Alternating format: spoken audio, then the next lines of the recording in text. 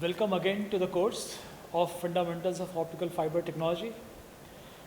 In the previous lecture, we were trying to understand the importance of frequency translation and how to incorporate frequency translation.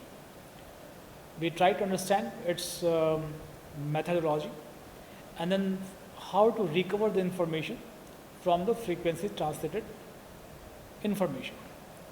So, there were certain important points which we discussed, that signal which is frequency translated can be brought back to original bandwidth by reverse translation, and that process is known as detection or demodulation. And this is done by multiplying the DSB signal with another carrier signal. In this process, we also discussed that though it looks very simple, but this process inherits its own demerits, and that lies with small mismatch in phase as well as small mismatch in frequency. So, in order to have effective demodulation or detection or recovery of the information, what we require is a precisely synchronized carriers at the transmitter and at the receiver. As we were understanding in the previous lecture, that the receiver and transmitter are not always in a room or in a close proximity. They used to be far apart from each other, and hence managing keeping the frequency and the phase synchronous to each other at two remote locations is quite difficult, and it requires very difficult electronics and circuitry. So, now we will try to understand, is there any way we can retract the information or demodulate the information in an easy way. And so, the question here is that, can we have certain other mechanism where if a signal is frequency translated, we can retrieve or we can recover the information with much ease without such complexity involved as we learned in the previous lecture. And that is what which I'll discuss now. So, the answer to this question is that yes, there is another mechanism where the recovery of the signal is very simplified. Later on we'll learn at what cost. So, let's try to understand. Instead of, we learned that in DSB-SE we need to mix carrier with the signal that needs to be transported. Having said that, if we have a signal which needs to be transported, which is VT, and mix with the carrier, over to that, if we add the carrier itself, let's see what will be the impact of this one. So, what we are having now is a signal that needs to be transported. This is now mixed with cos omega ct, there is a carrier, and this part will give rise what we know is DSB-SC, suppressed carrier. Added to that is another carrier. So, we can simplify this one as following. We can take cos omega ct common. So, this goes to AC plus VT cos omega ct. Now, if I look into this composite relation or expression, which gives me the resultant signal here, this part is the envelope and this part contains the phase information. So, if I look into this in a totality, if I look just the phase part, it is as if that of the carrier. If I look into the envelope part, so the envelope of the carrier is now modified, and by what amount? By the signal itself. The signal is known as the modulating signal. So, now we will try to visualize this one, as it can be seen from here itself, that it is the phase part will be given by cos omega ct, and this envelope will vary according to the modulating signal Vt. So, let us see it. This is my signal which needs to be transported, that is, this is my baseband signal which has to be transmitted. Now, this is my carrier at frequency omega ct. Now, if we multiply these two, mix this one, we know we'll get DSB-SC, and in the previous lecture I have given you the waveform of that one. Now what will happen if I create a DSB-SC and over to that we add this one?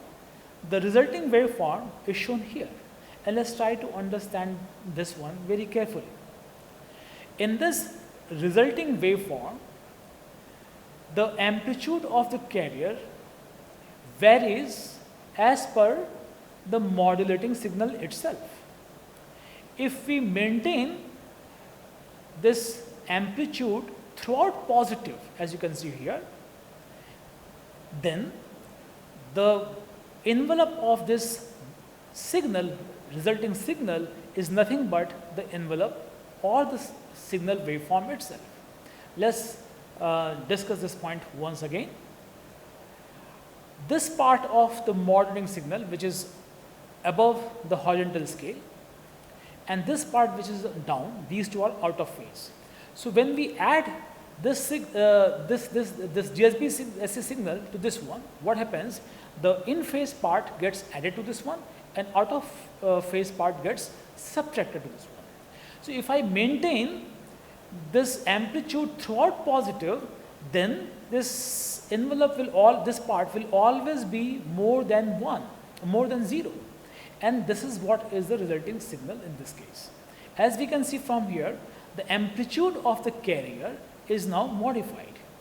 This process of creating such waveform is known as amplitude modulation. And the communication system which deploys such frequency translation is known as amplitude modulation system. So we'll discuss this one in more detail, but before we discuss, let's try to understand the frequency content of these three waveforms. So this is known to us, we have already discussed. The baseband signal is frequency transform, will be look like this one, which is baseband signal and or band limited signal. So it carries frequency in a range from -0 to FM. Now if I take the Fourier transform of cos omega ct, we have already learned, this will give me 2 spike. Both are at discrete frequencies, Fc and -Fc, that is the carrier frequency of a carrier. Now if we transform this one by the Fourier technique, what we have is this one. So what we see, we have the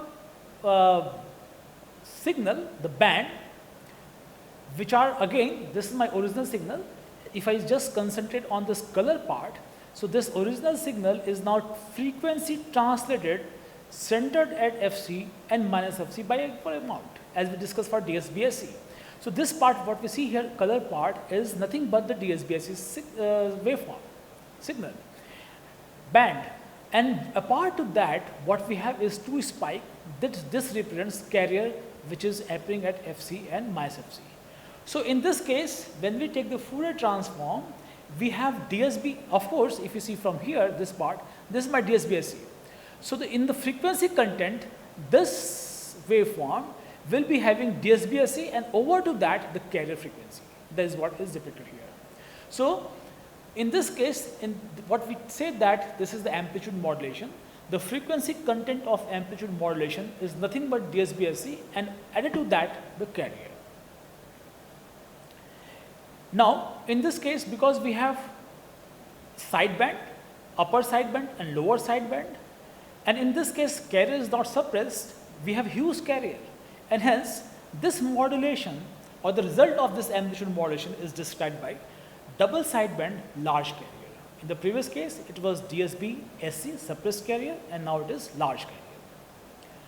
So if we have if we use this methodology to translate the signal in frequency domain, how it is helping us for having an easy way to demodulate the information. Let's try to understand how to demodulate the baseband signal. As we can see from here, if we maintain this entire amplitude positive, then what happens here? That the amplitude of the carrier is proportional or varies in accordance to the modulating signal, right? That means the resulting envelope here, the amplitude of the carrier is now varying according to my modulating signal. That means in this case, if I make this one positive, my original waveform of the original signal pattern is now maintained in this case. So if we pass on these signals in a particular very simple circuit which comprises diode and RC circuit in parallel, then what we can do is that we can have, instead of the previously synchronized detection technique, we can just retract the information by simply sensing the waveform, overall waveform of this amplitude modulated signal. So in this case, the demodulation technique doesn't need to worry about. We don't need to worry about the frequency and the phase of the carrier. Simply, it is very simple. We have to just detect the carrier, the waveform of this amplitude modulated signal. So is it so simple? Let's try to understand this one once again. So what we have is my amplitude modulated signal. This is what we have just discussed. In order to preserve the waveform, let's try to understand. If this is not positive, then we will not be able to preserve the waveform, the original baseband signal waveform, the pattern. As you can see here, the wave pattern of the original signal cannot be preserved unless this is not made positive. So if we have to preserve the waveform of this modulating signal, then this condition has to be met for all the time. Means this is in time domain. All right. So in time, at all the time, this amplitude must be positive, as you can see from here, or either positive or equal to 0. So it should be greater than or equal to 0. So now let's. So this condition will give me. I mean, if I have to maintain this always positive. So that means the maximum of this one will be Vt, and because this is my modulating signal, which is like Am cos omega mt. So this condition reveals that what we need to maintain is when it is negative, because as we know that A cos theta, the lowest value of this could be minus A. So AC minus minimum of this one should be greater than or equal to 0, and that is what is the condition which we need to maintain for all the time in order to preserve the waveform of the modulating signal over to this resulting amplitude modulated signal. Let's take a simple case to understand this one, and the simple case once again is the one where I'm having a single audio tone. So I have a single frequency sinusoidal tone, as we already discussed in the previous case.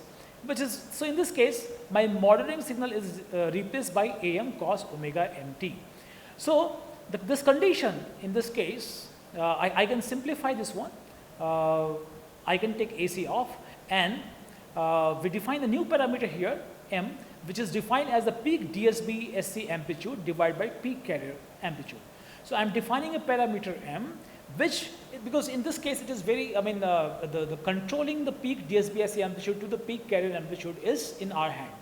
So I'm defining this parameter which controls the ratio of the peak DSB-SC amplitude to the peak carrier amplitude.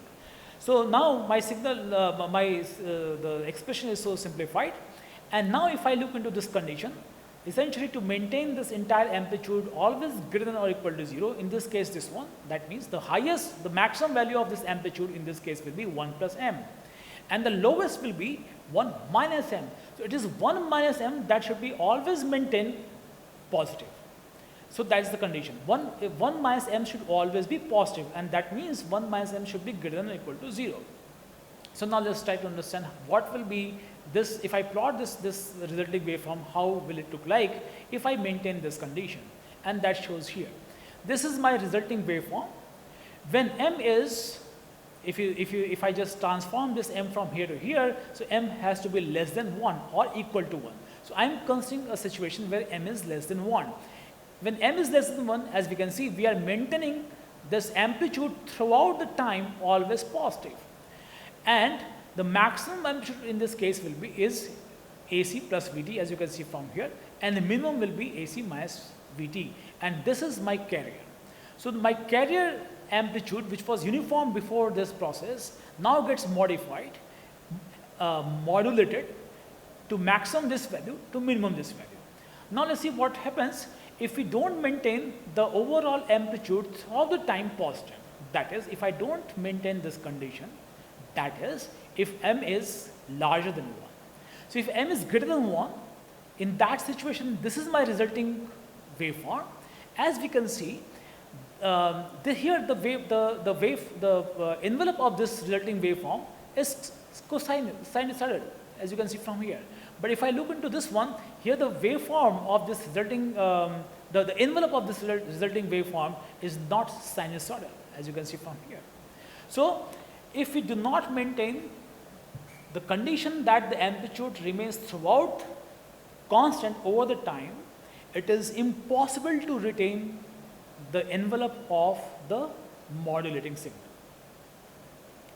Now, before we go ahead, let's define a very important parameter known as percentage modulation.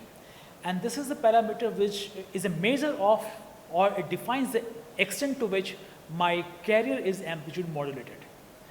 So it is defined as percentage modulation, which defines the extent to which my carrier is modulated, amplitude modulated, is defined as maximum magnitude minus minimum magnitude divided by maximum magnitude plus minimum magnitude into 100%.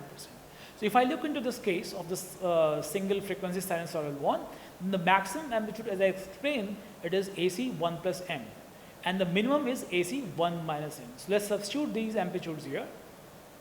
So what we get is 1 plus m AC minus 1 minus m AC divided by 1 plus m AC plus 1 minus m AC.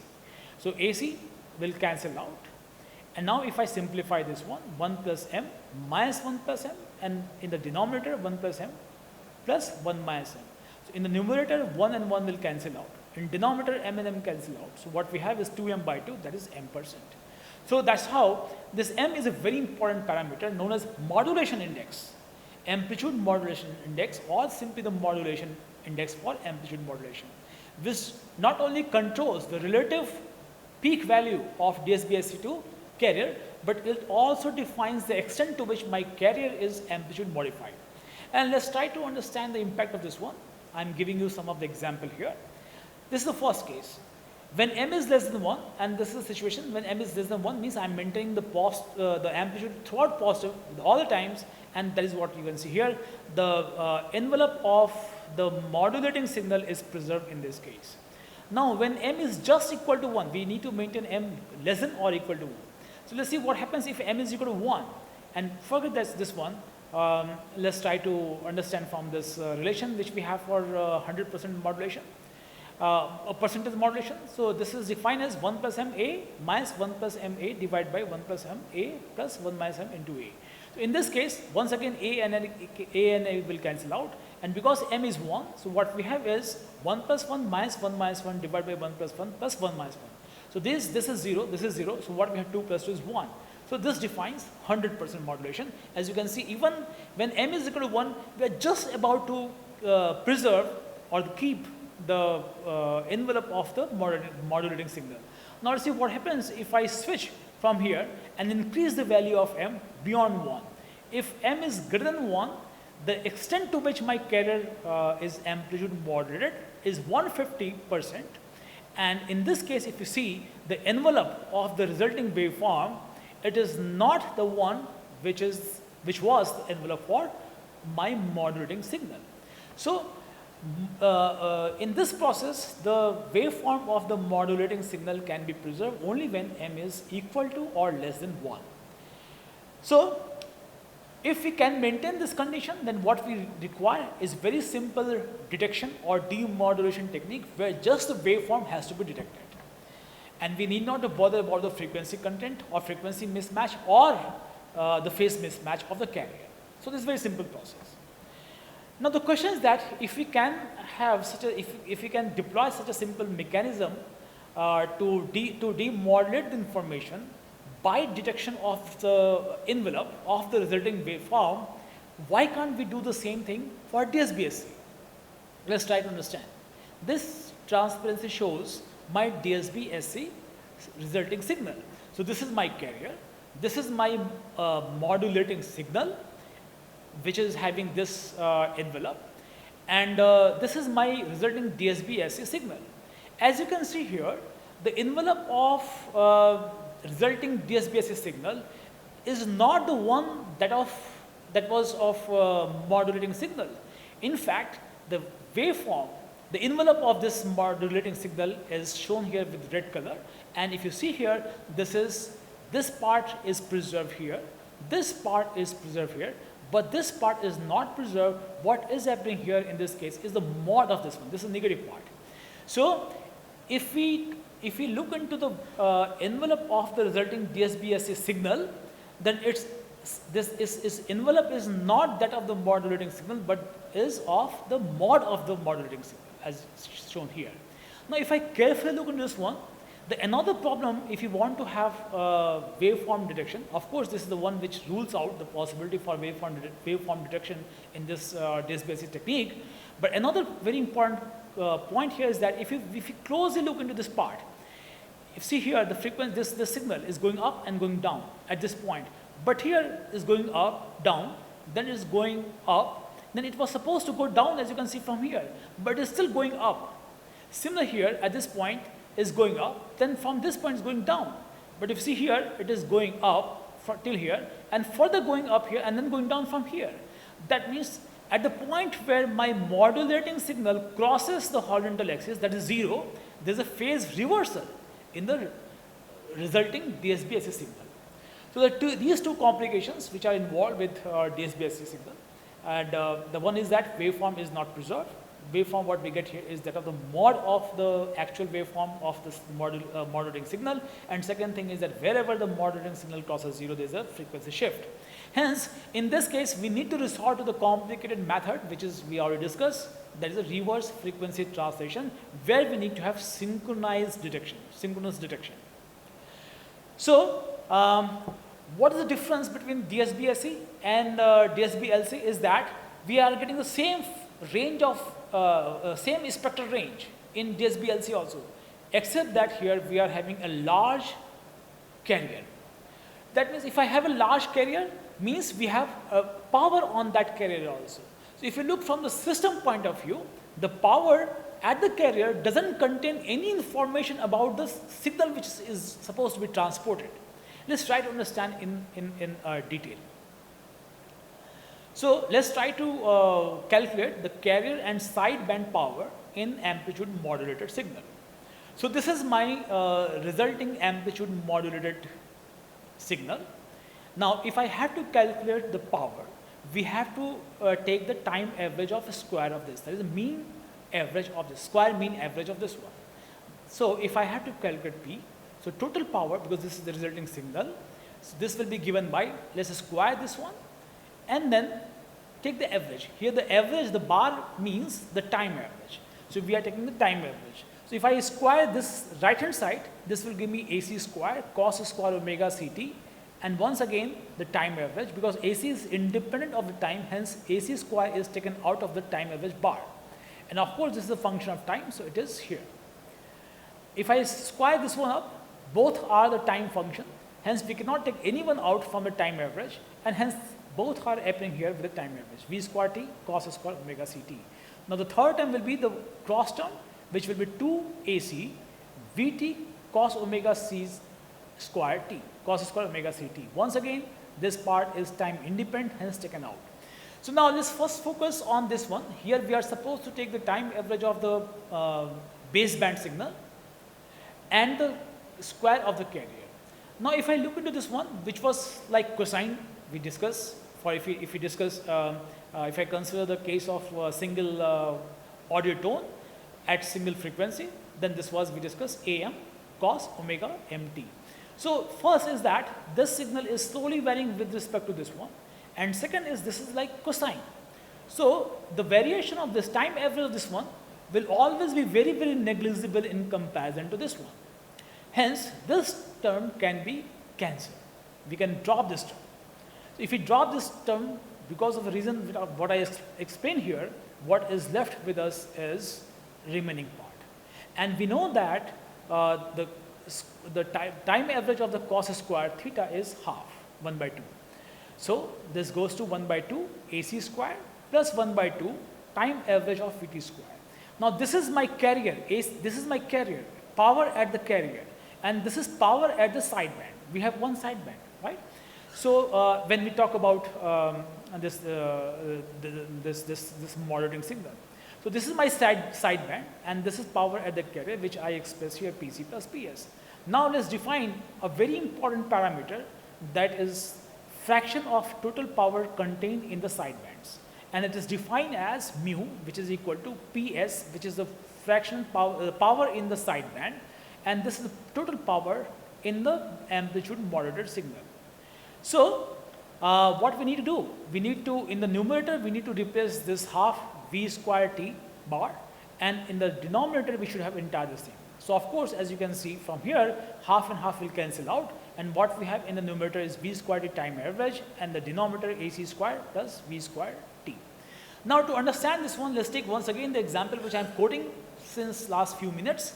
That is the example of single audio signal, single audio tone, that is sinusoidal one. So in this case, this modulating signal goes to M cos omega mt. M is already defined, is a modulation index. So in this situation, if I try to find the power, then once again I have to square entire term and then take the time average. Once again, the cross term here, which will be cos square omega c t, because this is cos omega ct here, cos square omega ct, that will, time average of that will give me 1/2, but the time average of cos omega t over this will give me 0, right? So this, so we'll be having again one term which will contribute is the square of this one, and another one which is the square of this one. So what we'll get is the following. This term will give me half AC square as usual here, and this will give me the square of this one, this cos square omega mt, time average of that will give me half, and another cos square will appear here because we are squaring this term up. So this cos square omega ct will give me another 1/2, and then AC square is here and the M square here. So this is my power in the sideband, and this is my power in the carrier. Now if I need to calculate the fraction of the total power contained in the sideband, I need to substitute this power, total power and the power in sideband in this expression. So once again, as you can see, when I substitute this one, AC square and AC square will cancel out, 1/2 and 1/2 will cancel out, and the 1/2 in the denominator will go to up. So what we will be having in this case is M square by 2 plus M square. So the fraction power is defined in the case of sinusoidal modulation as M square by 2 plus M square. Recall that M need to be, in order to have the waveform detection, simple waveform detection in this case, to maintain the amplitude always positive, M has to be less than or equal to 1. That is, I have now the lower bound. M should always be less than 1 or equal to 1. So that is what is defined. That is, upper bound is defined. M can always be less than 1, right? So M cannot be greater than 1. So in this situation, let's think of the situation when M is equal to 1. When M is 1, then what we get here, 1/3, and that gives me 33%. When M is 1, that means the fractional power contained in the sideband is only 33%. Rest of the 67% power is in the carrier. And this 67% power which is carried by or disbursed to the carrier is unutilized and ineffective because it doesn't carry any information about the signal which is being transported and which from where the information has to be retrieved. So this is the maximum value of M. What will happen if M is less than 1? Let's take an example when is half. When M is half, in that case, the fractional power contained in the sideband is only 11.1%. That is, roughly 89% power is going to be completely waste because this is appearing in the carrier. So as I said that, what was the motive when we started this part of lecture today is that can we have a simple method for the detection of the information from the frequency translated signal. Because in the previous case DSBSC, what we have is we require a synchronous detection mechanism. When we resort to this simple technique of waveform detection, to recover the information. This is at the expense of the power loss, because we will later on see in this course that when we design an effective communication system, we have to plan lots of things, including the power or the loss, which should be minimized. All right. But if I look into the DSB-SE's case, in DSB-SE case, there is no carrier appearing after translation and back translation. That is, entire power is going to sideband. Means the effectiveness of the DSB-SE for detection of the information from the signal is 100%, as against 33% or 11.1% for amplitude modulation, that is DSB-LC, when m is equal to 1 or m is equal to 0.5. Now, let's look into this once again. This is my Fourier transform of the signal which needs to be transmitted from one point to another point, and this is once again the baseband signal occupying the frequency range from -fm to +fm. Now, when we employ the mechanism of frequency translation, what we have is, say if we are employing the mechanism of DSB-SE, then we have the upper sideband appearing here and lower sideband appearing here. As I said, that the range of the frequencies above Fc and below Fc, that defines the upper sideband and lower sideband. For this positive side of the frequency, on the x-axis we have plotted frequency, and similarly on the negative side of the frequency also we have lower sideband and upper sideband. Now let's carefully look into the original signal in frequency domain, which is this one, and the frequency translated one, this one. As we learned that when we opt DSB-SE, it doubles the bandwidth.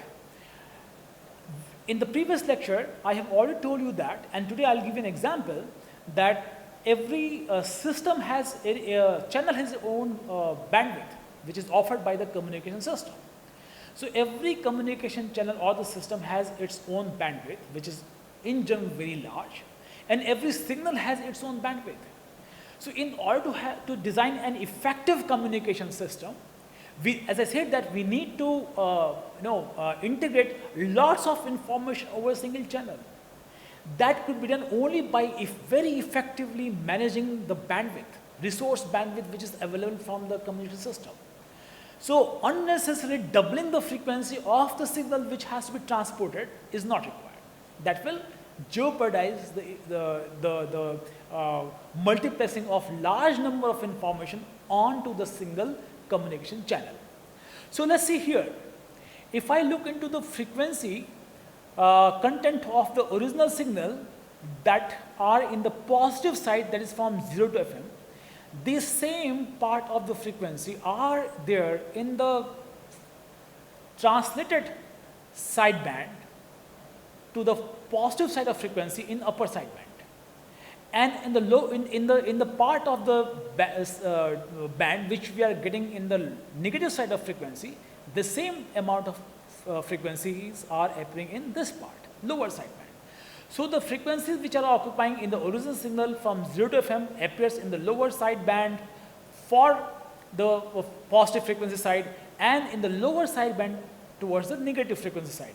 Similarly, if you look into the original signal and concentrate on the frequencies that are occupying the region from 0 to -Fm, that is all the negative frequencies in the original signal occupies now the portion of the band at the range where the frequencies are positive in the lower sideband. And if you look into the translated band which we get in the negative frequency region, this part of the frequency appears in upper sideband. The positive appears in upper sideband in the positive side of frequency and lower sideband at the negative side of frequency, and the negative frequency range here appears in the lower sideband in the positive frequency range, and the lower upper sideband of the negative frequency range. So if I look into only upper sideband here, this contains the negative part of the frequency here, and upper sideband here contains all the frequency content of the original signal which are in positive direction. Similarly, if I look into only the lower sideband here and here, this lower sideband in the positive side of the frequency contains all the frequency information of the original signal in negative direction, and this lower sideband in the negative side contains all the frequencies in the original signal which are occurring the positive, which are the positive here in this region. So that means if I independently look into upper sideband and the lower sideband independently, they carry all the information as content as contained by the original signal which is shown here. So if let's try to understand what I'm saying by the pictorial diagram. If I pass this one, this signal through a band pass filter which filters lower frequency and transmit the frequencies above FC here and above mod of FC here. So this is the one. We shall be having this part which is transmitted, this part which is transmitted. That means in this case lower sideband is completely blocked, and what is being transmitted is upper sideband. So this upper sideband, as you see here, this part carries information of this part of the original signal, and this part carries information of this one here. So that means this upper sideband carries entire information of the signal which is supposed to be transported.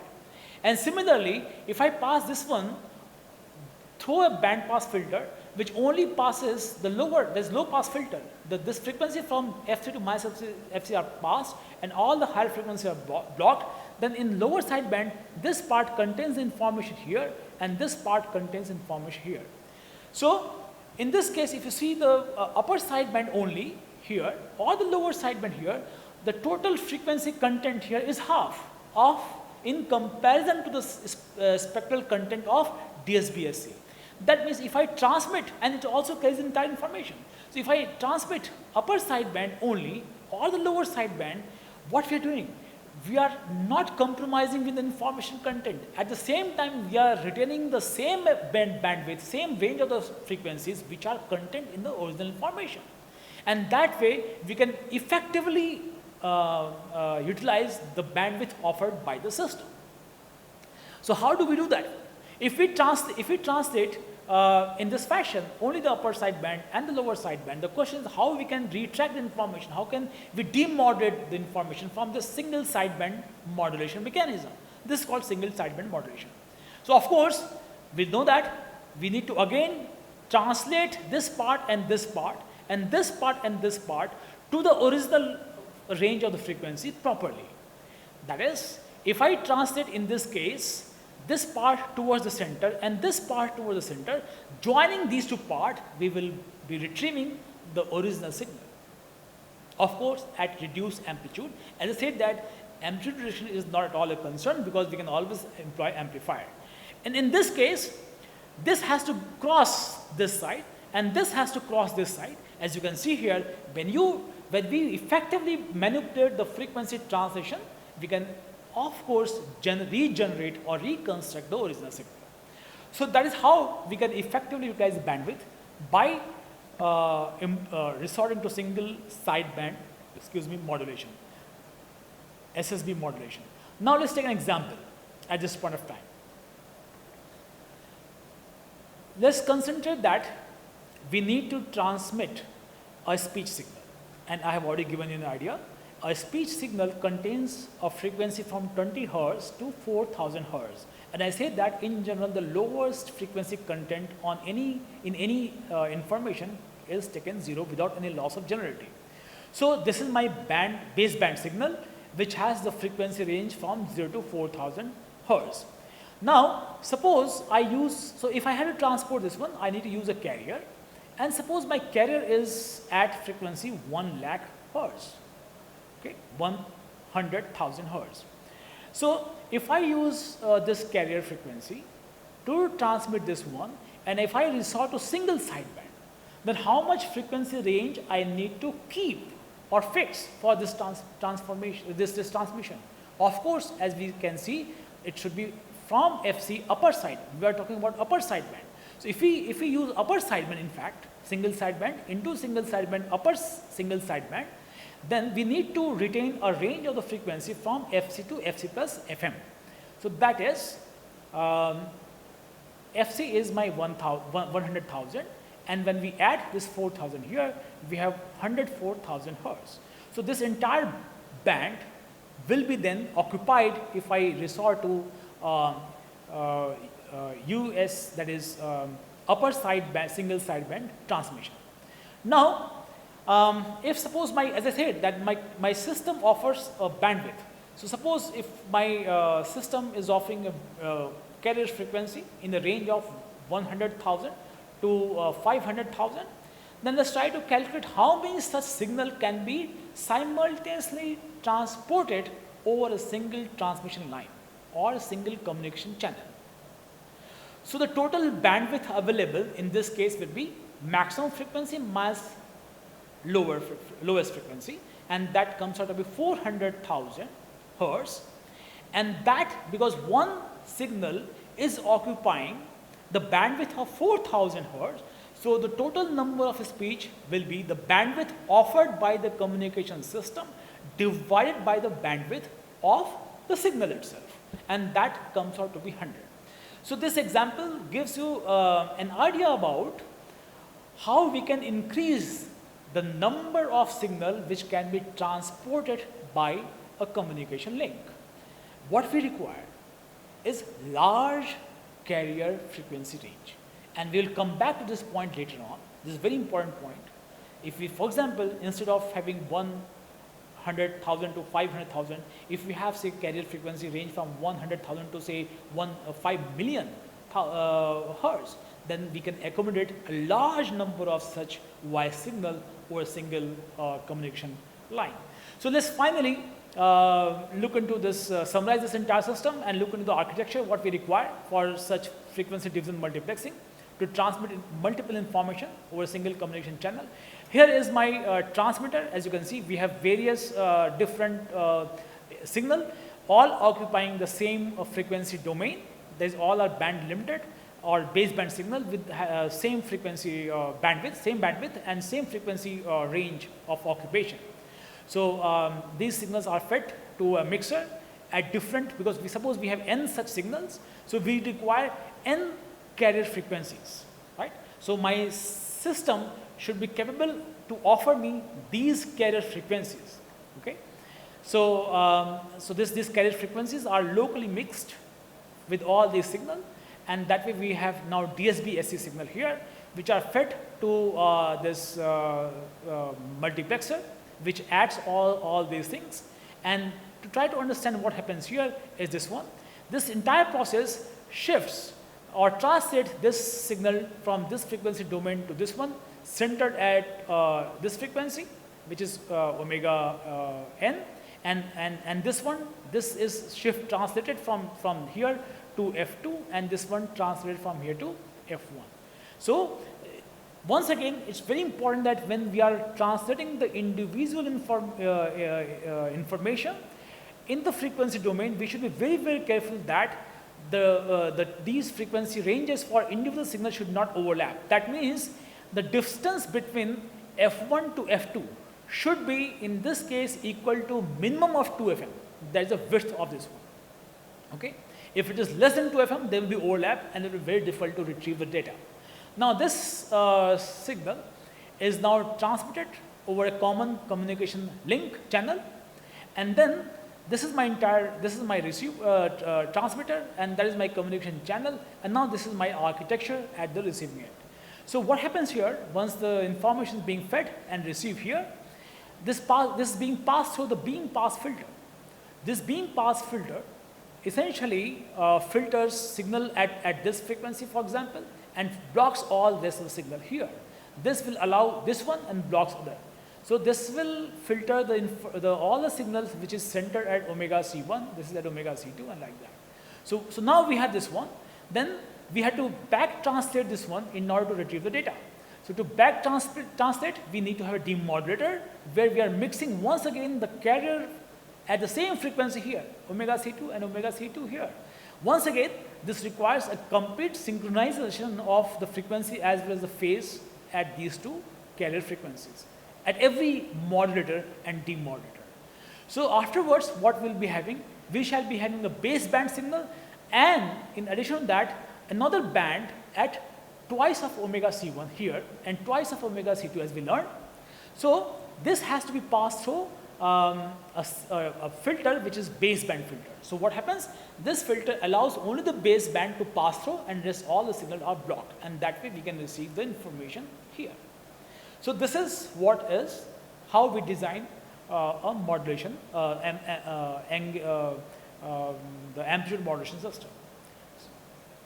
And this is where we can multiplex information on a single communication channel. So this is, as I discussed, this is the amplitude modulation technique. Now let's look into another way. So concentrate on this expression. What is here? Ft is equal to At cos omega Ct plus phi t. And you know this equation we are used to this equation since our class 11. If you see once again, this is my envelope. This defines the envelope or the amplitude, and this is my phase part. In the previous case, when we discussed amplitude modulation, we kept this phase constant, which was not varying with time, and we allowed this amplitude to vary with time, and that was termed as amplitude modulation.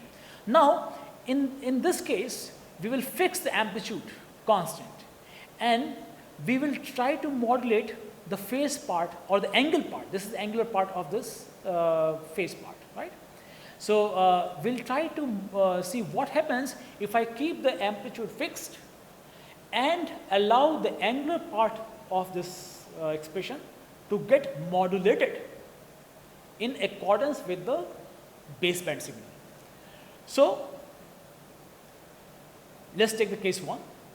In the case 1, what I'm doing, this is the total phase of this signal. So in this case, the total phase is varied linearly with respect to the modulating signal. Here omega c, kp, and theta naught, all three are the constants. So as you can see here, the instantaneous phase of this sinusoidal term or this waveform is varied linearly with respect to the modulating signal. This is termed as phase modulation. So if we know the instantaneous phase, we can always calculate instantaneous frequency by differentiating this instantaneous phase. Let's try to find out the instantaneous frequency. If I differentiate this one with respect to time, what we get here is omega c. Kp is constant, as I said, and this is the time varying function, the modulating signal, and what we get is here. Now let's look into another case. So here, if I finally write the expression for the resulting waveform, that is signal, which is phase modulated, I need to replace this one with this theta t, which is omega ct plus kp bt plus theta naught. So this is how the resulting phase modulated signal will appear mathematically. Now let's concentrate on case 2. In this case, instead of varying the phase linearly with the modulating signal, we allow the instantaneous frequency to vary linearly with the modulating signal. When we allow instantaneous frequency to vary linearly with respect to the modulating signal, this phenomenon is termed as, or generation of this kind of signal is known as frequency modulation system, or system which deploys this kind of mechanism is known as frequency modulation system. So if we know the instantaneous frequency, how do we get? Because we had to understand how the resulting waveform will look like. So in order to understand the resulting waveform, we need to know how the instantaneous phase will look like in this case. So if I know the instantaneous frequency, I can get instantaneous phase by integrating instantaneous frequency, and that is what is done here. If I integrate this with respect to time, what we get is omega ct, kf is a constant taken out, and integral of this modulating signal and plus this constant term theta naught here. So if I write now the final expression of the frequency modulated signal, this will come out to be this one, where this in both the cases phase modulation, this part remains same, omega ct remains same, theta naught remains same, only this part is changing in both the cases. So now this is just simple mathematics. Let's try to understand this in more detail. Now, let's concentrate on first the frequency modulation. If I take the modulating signal and integrate this one, when I take a function and integrate this one, I will get another function, right? So this is another function. Now if I take this function, and if you look into compare this part and this part here. If I take this new function and put it up here, what I am doing, compare here to here, I am allowing phase modulation. I am invoking phase modulation. And that will result in what? Frequency modulation, right?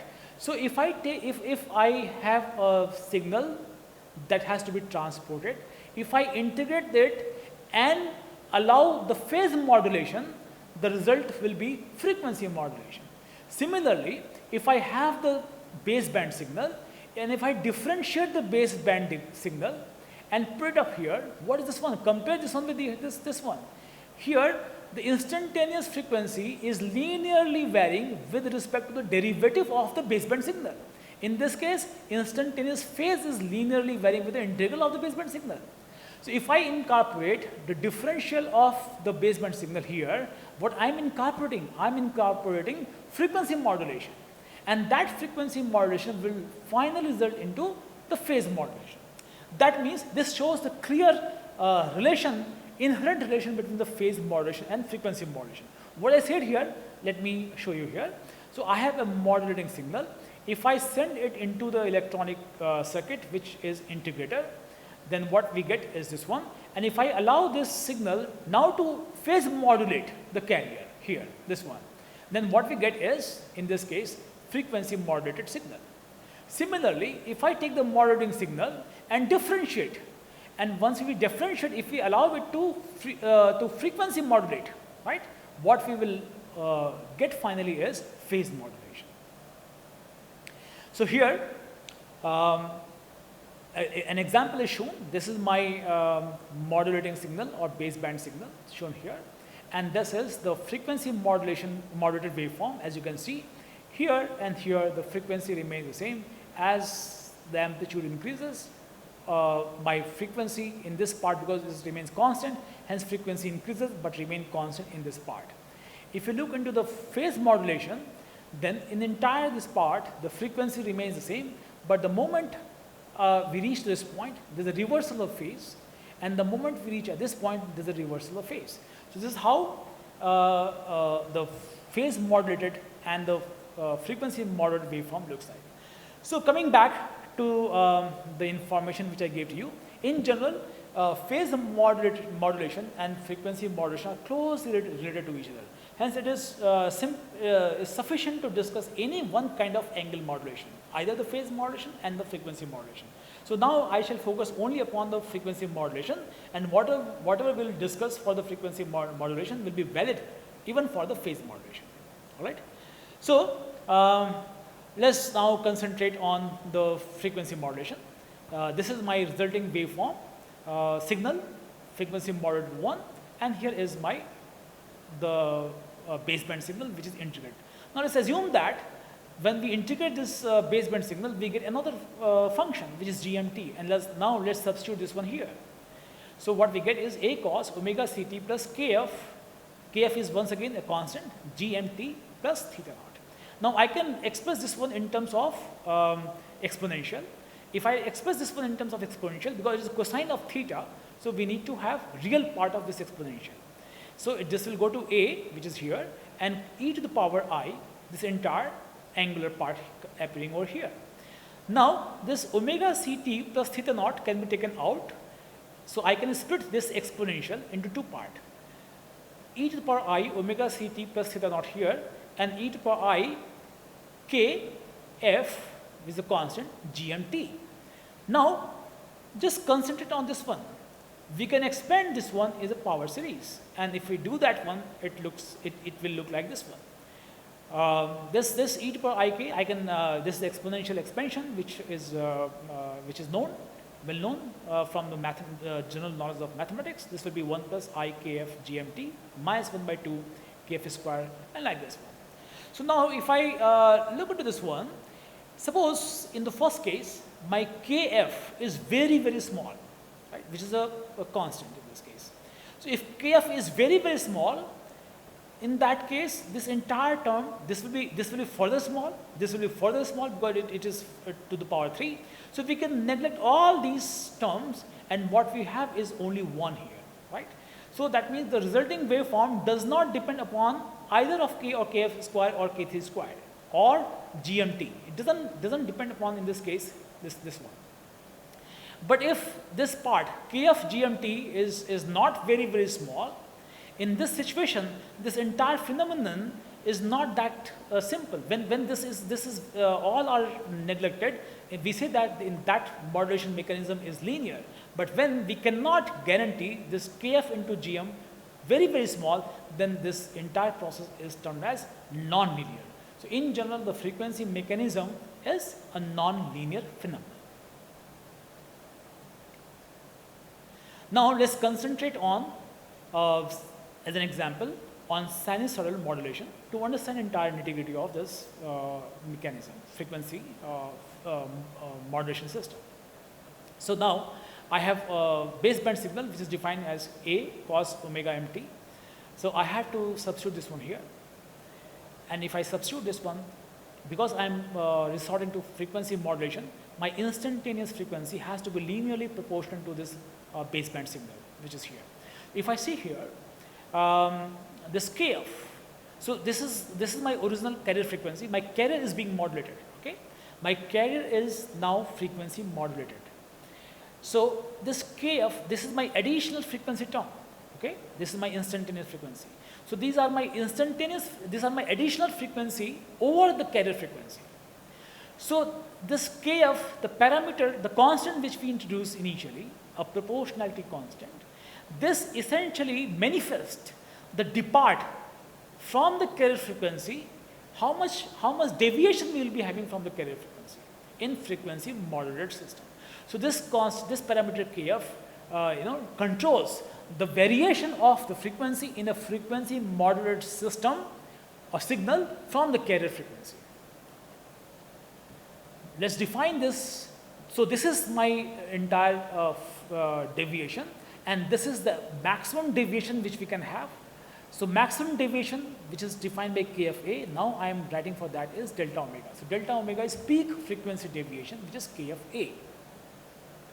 Now, if this parameter kf, which controls the peak frequency deviation, is small, in that case, the bandwidth which will be required, or which will be the resulting bandwidth, will be small, because I have carrier frequency. I am just moving very close to this one, far from this one, but very close to. Hence, in this case, the resulting bandwidth will be very small, and this kind of frequency modulation system is known as narrowband frequency modulation system. Now, if on the reverse side, if kf is very large, that means the frequency deviation from the carrier frequency will be very large. And if the frequency deviation from the carrier frequency is very large, that will result in a large bandwidth. And in that case, this type of frequency modulation is termed as wideband frequency modulation. I shall stop at this point, and from here I'll start in the next lecture. Thank you very much.